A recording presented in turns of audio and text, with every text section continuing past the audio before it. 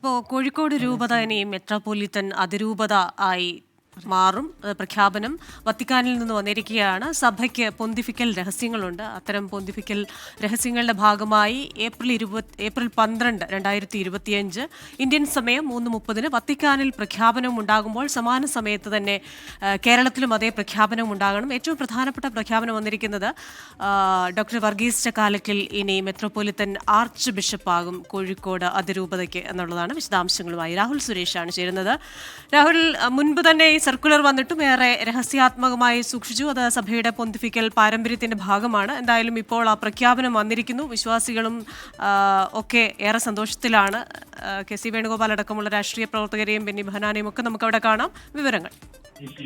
Christian ശതാബ്ദി ആഘോഷങ്ങൾ പൂർത്തിയാക്കി മുന്നോട്ട് പോകുന്ന ഒരു ഘട്ടത്തിൽ കൂടിയാണ് കോഴിക്കോട് ഇപ്പോൾ ഇത്തരത്തിലൊരു സുപ്രധാന പ്രഖ്യാപനം ഉണ്ടാകുന്നത്. അതിന്റെ വിവരങ്ങളാണ് ഇപ്പോൾ പുറത്തു വരുന്നത്. അതിൽ ഏറ്റവും പ്രധാനപ്പെട്ട രണ്ട് കാര്യങ്ങളാണ്. ഒന്ന്, ഡോക്ടർ വർഗീസ് ചക്കാലക്കലിനെ ആർച്ച് ബിഷപ്പായി പ്രഖ്യാപിച്ചിരിക്കുകയാണ്.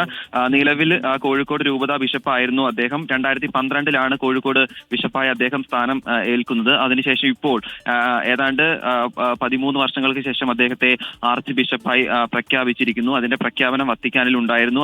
അതിന് സമാനമായ അതേ സമയത്ത് തന്നെയാണ് കേരളത്തിലും, പ്രത്യേകിച്ച് കോഴിക്കോട് രൂപത ആസ്ഥാനത്തും അതിന്റെ പ്രഖ്യാപനങ്ങൾ ഉണ്ടായിരിക്കുന്നത്. ഇനി മറ്റൊന്ന്, കോഴിക്കോട് രൂപതയെ അതിരൂപതയായി പ്രഖ്യാപിച്ചിരിക്കുകയാണ്. കോഴിക്കോട് രൂപതയ്ക്ക് കീഴിൽ ഇനി മുതൽ കണ്ണൂരും സുൽത്താൻപേട്ട് രൂപതകൾ പ്രവർത്തിക്കും. അതിന്റെ ആർച്ച് ബിഷപ്പായി ആയിരിക്കും ഡോക്ടർ വർഗീസ് ചക്കാലക്കൽ ആർച്ച് ബിഷപ്പായി പ്രവർത്തിക്കുക. കോഴിക്കോട് രൂപത സ്ഥാപിതമായി 102 വർഷങ്ങൾ പിന്നിടുമ്പോഴാണ് സുപ്രധാന പ്രഖ്യാപനം എന്നതും ഈ ഘട്ടത്തിൽ എടുത്തു പറയേണ്ടതാണ്. 1923 ജൂൺ 12 കോഴിക്കോട് രൂപത സ്ഥാപിതമായത്.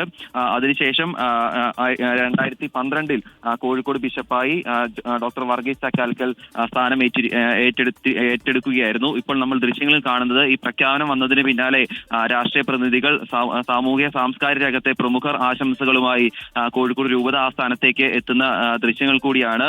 ഇപ്പോൾ കെ.സി. വേണുഗോപാൽ, അതോടൊപ്പം തന്നെ കോഴിക്കോട് MP ആയിട്ടുള്ള M.K. രാഘവൻ ഉൾപ്പെടെയുള്ള രാഷ്ട്രീയ നേതാക്കളും ഇവിടേക്ക് എത്തിക്കൊണ്ടിരിക്കുന്നു. കൂടുതൽ രാഷ്ട്രീയ പ്രതിനിധികളും സാംസ്കാരിക രംഗത്തെ പ്രമുഖരും ഇവിടേക്ക് എത്തിക്കൊണ്ടിരിക്കുന്നു എന്നതാണ് ഏറ്റവും പ്രധാനപ്പെട്ട കാര്യം. നമ്മളിനി വർഗീസ് ചക്കാലക്കലിന്റെ കാര്യങ്ങളിലേക്ക് പോകുകയാണെങ്കിൽ, തൃശൂർ മാള പള്ളിപ്പുറം ചക്കാലക്കൽ ഔസേപ്പിന്റെയും മറിയം ദമ്പതികളുടെയും മകനായാണ് ജനനം. 1953 ഫെബ്രുവരി 7 അദ്ദേഹത്തിന്റെ ജനനം. അതിനുശേഷം മാള സെന്റ് ആന്റണീസ് ഹൈസ്കൂളിൽ ആദ്യം ഹൈസ്കൂൾ പഠനം പൂർത്തിയാക്കി. അതിനുശേഷമാണ് ബംഗളൂരു സെന്റ് അലോഷ്യൻസ് കോളേജിൽ പഠനം നടക്കുന്നത്. സെന്റ് ജോസഫ് സെമിനാരിയിലാണ് വൈദിക പഠനം പൂർത്തിയാക്കിയത്. അതിനുശേഷം ആലുവ സെന്റ് ജോസഫ് പൊന്തിഫിക്കൽ സെമിനാരിയിൽ നിന്നും തിയോളജിക്കലിൽ മാസ്റ്റർ ബിരുദം ഉൾപ്പെടെ നേടി.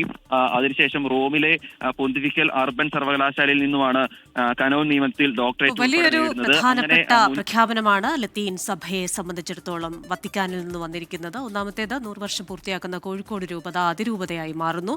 ഒപ്പം തന്നെ ഡോക്ടർ വർഗീസ് ചക്കാലക്കൽ അതിരൂപതയുടെ ആദ്യ ആർച്ച് ബിഷപ്പായി, മെട്രോപൊളിറ്റൻ ആർച്ച് ബിഷപ്പായും പ്രഖ്യാപിക്കപ്പെട്ടിരിക്കുന്നു.